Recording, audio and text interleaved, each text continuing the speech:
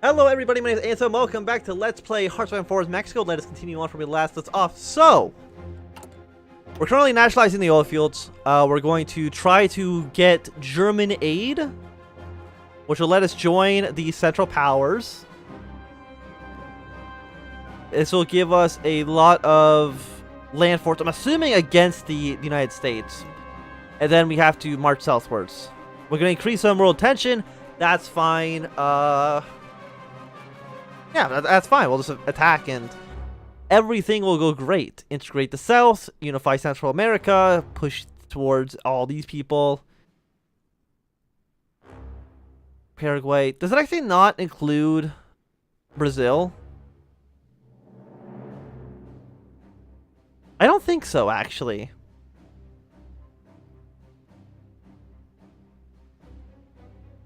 Which actually, you know what? It makes sense if you think about it that Brazil speaks Portuguese and the rest of the country speaks, or the rest of the area speaks Spanish. So it does actually make sense that Brazil would not be included in this grand Hispanic nation, I guess. Who does it? But if it includes Haiti, then it does, and that doesn't make any sense. If we're going to go down the whole Spanish theme. So why Brazil is not involved in here, I'm assuming just because you can invite Brazil to the alliance here. I'm assuming that's the only reason Brazil is not included in this number. But again, Great Britain does already control a lot of territories around here, so they would hopefully have some reason to actually want to help us out in a war.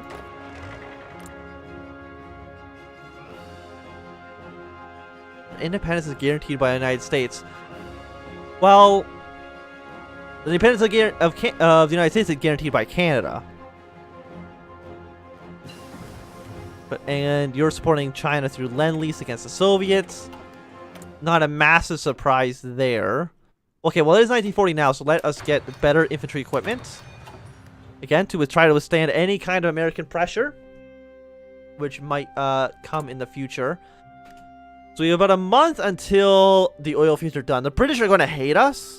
But again, it doesn't really matter if we're going to get into the same alliance with them in anyways. Again, nothing here is meaningful. You are in faction with the United States, in faction with the German Empire, faction with the Soviet Union, tank workshops. So we can't even get most of these things until some researches are done. I mean, Danzig for guarantees. So Poland might actually join up with the Central Powers. Even though, again, I made them go fascist. I guess them going fascist doesn't really necessarily conflict with the German Empire. I just wonder how many Soviet troops are on this border. I really feel like it's none. If Poland and Germany attacked the Soviets, I think it would just capitulate really quickly because they would not. They're probably spread way too thin over fighting the Chinese.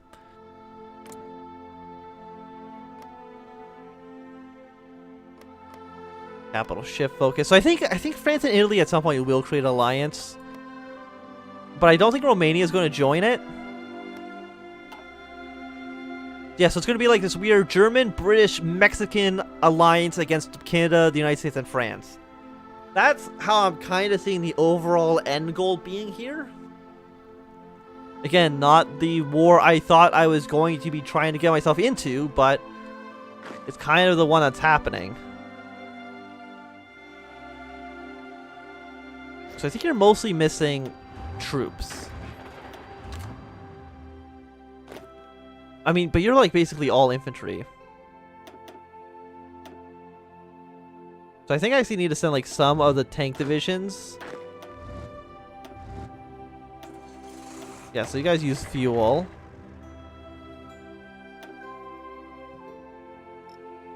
But of course some of you guys still need to be stay back here.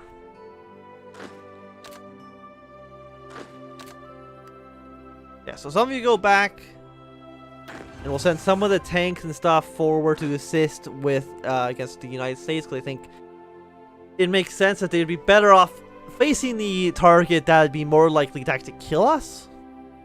I'm not going to call in the British or Germany until You know, if the United States does join the war, and then at that point, I think it would be a necessity that they join. So in about a week, we will have to nationalize these oil fields. And then how long for us to actually get into... That's 35 days. Another 70 days to maybe join up with the Germans. Hopefully, the United States doesn't... I mean, as far as I can tell here, there's nothing that actually makes them declare war on us.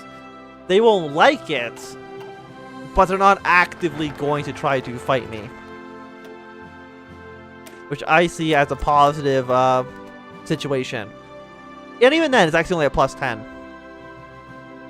They actually apparently did not like me any less. Which is odd, and I don't know why nothing actually happened. Okay, no, the Americans have embargoed us. The British have also embargoed us.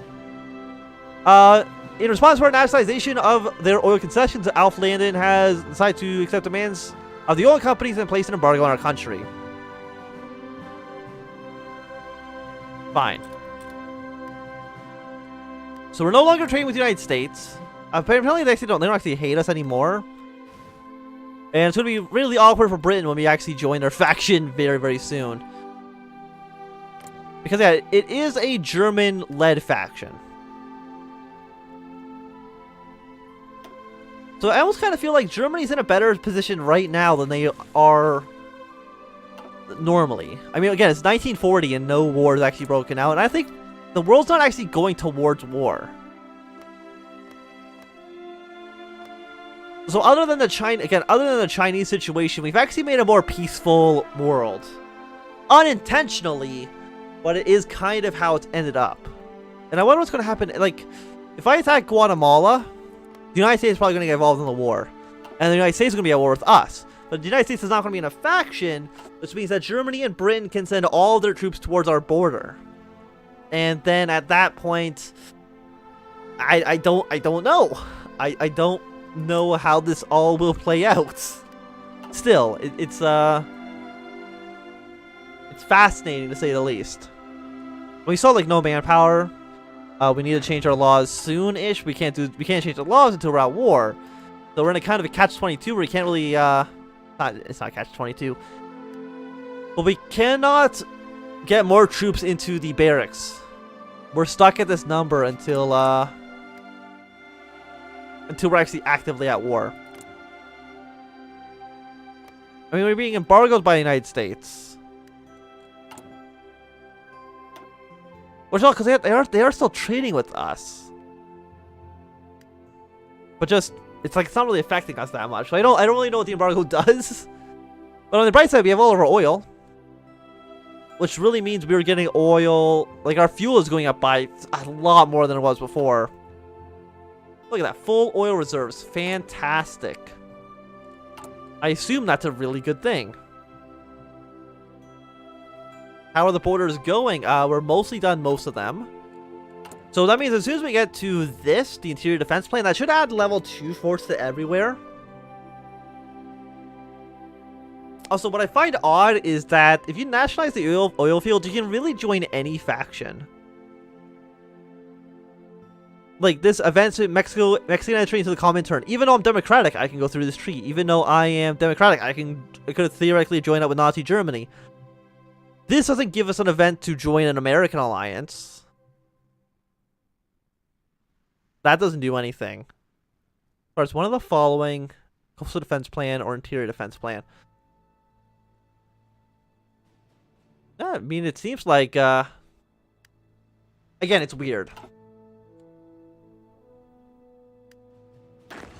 And the Mexican front line needs to be significantly more conservative than it was. And it's there we go. So why are you not happy with this?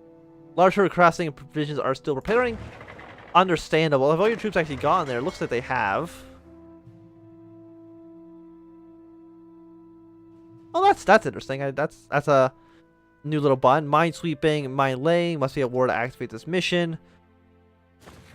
Understandable. Like, I'm sure you're ready, right? Like, inferior enemy, but he's loving this mission to attack Guatemala here. Volunteer Corps, Liberty Ethos. Like, I understand, like, democracy is great, Guatemala, but democracy underneath the Mexico is better than just being by yourself. Mexican imperialism is a good thing. That's just how it be. Socialist realism. So yeah, like, most people still aren't really trying to be super aggressive. Will the Chinese and the Japanese beat the Soviets? I don't know. Like, 3 million men have already died. Very few of them are actually Chinese, too. Because, like, how does resources into our country, where do they flow in from? Can I see that? I don't think so. Access. Allowed, avoid, blocked. Well, there's no valid route. So yeah, basically, this is the thing where we convoy where the escorts go. Because if you played Hearts of Iron 4 before, you would understand that plenty of times the your convoys would just drive straight through sea tiles, which you know have a million. They've refused the offer. Citing the possibility of German advanced tanking.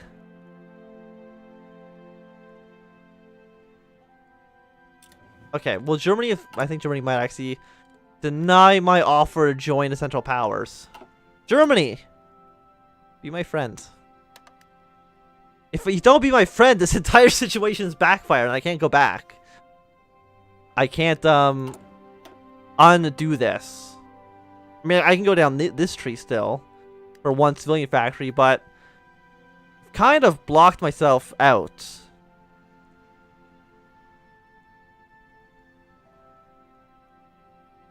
Give Germany the rights. So apparently I just don't get that anymore. So I don't think Poland returns Danzig. But they're not actually in the faction. They have a Poland's improving relation with the German Empire. Yeah, no, so Germany's in a pretty good spot at this point, I would say. Will they fight the French? Can they still fight the French in this tech tree? Replacing the sun. Central Powers, prepare an Italian coup. Assassinate Mussolini. That British dominance, rebuild the High Seas fleet.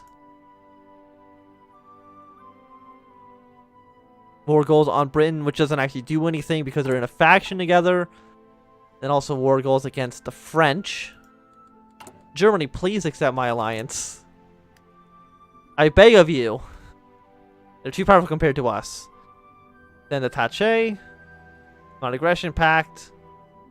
Wilhelm II just died. So we got this boy. Wilhelm III. I don't like his haircut, but that's fine. So he got back to Germany and then like immediately died. And also apparently I don't get a pop-up saying that. It just kind of happens. Look, plus 51 opinion. You like me. I don't like them. Generate world tension, but you know, plus 53, we'll be in alliance together, Germany. Best buddies forever. And to me, that sounds like a good thing. I'm really surprised that, I mean, I'm not surprised by anything over here. Who's this over here? This is Manchukuo. And, fascist Japan. They kind of control the ports over there. So I'm assuming there's like some sort of army over there. Ready to fight. And if this doesn't work out, like, I don't think I can actually just get a guy to become fascist. There's for unaligned, has completed focus, captain of industry, the gold shirts, which I'm assuming I can't do anymore. So I've kind of red shirts, gold shirts. If they say no to this, I've kind of blocked myself out of like a lot of options in this campaign. Which again would be like really disappointing. Oh no, apparently I can do this regardless of whether or not they say yes. Okay, never mind. Everything is still going according to plan. Kind of. I mean, if they say no to giving me into their alliance, then I'm still a bit screwed.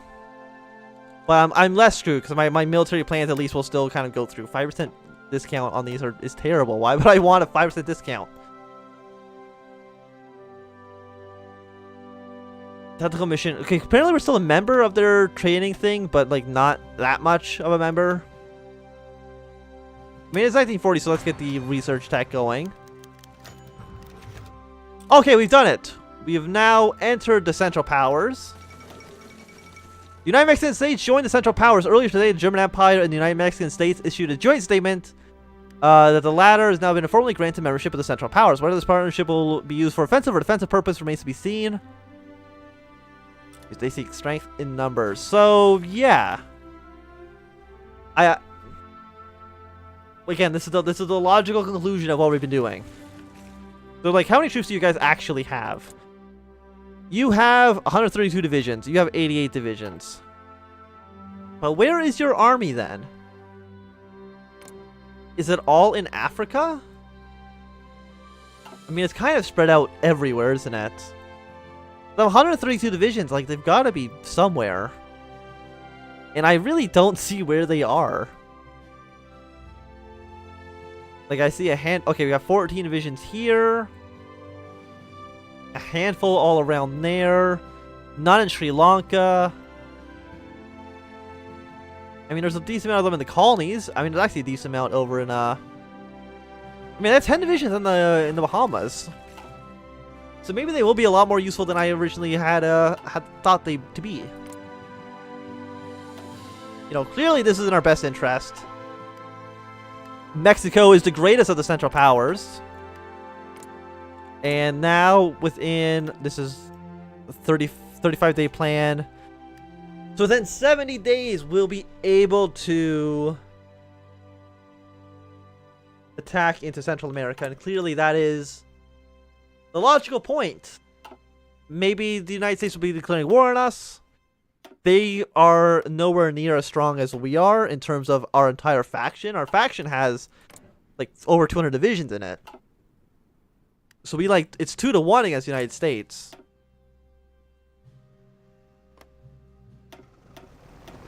And I don't know about the manpower situation. Manpower situation is pretty bad all around. And the United States manpower situation is pretty damn good. But if you just ignore all that, we're doing pretty okay. We're doing pretty okay. Let's go back up to speed 5. The United States. I mean, again, they don't hate us. We're trade partners. Even though they've embargoed us, but you know, just ignore that for now, I guess. Amphibious tank. Tank battalion. Well, naval invasions aren't really going to be a major thing for us, I don't believe. I think we can mostly just ignore it. It's not 1941 yet, so let us get this technology here. So we got 15, 17 more days, so around the end of the month. Available planes in reserves. More fighters, I'm assuming, so let's put you up to 100. Just be ready for any, also, all you guys, don't be on the retreat, just normal operations. Again, I don't know why that's the default. Yeah, you can all just be assigned to that army.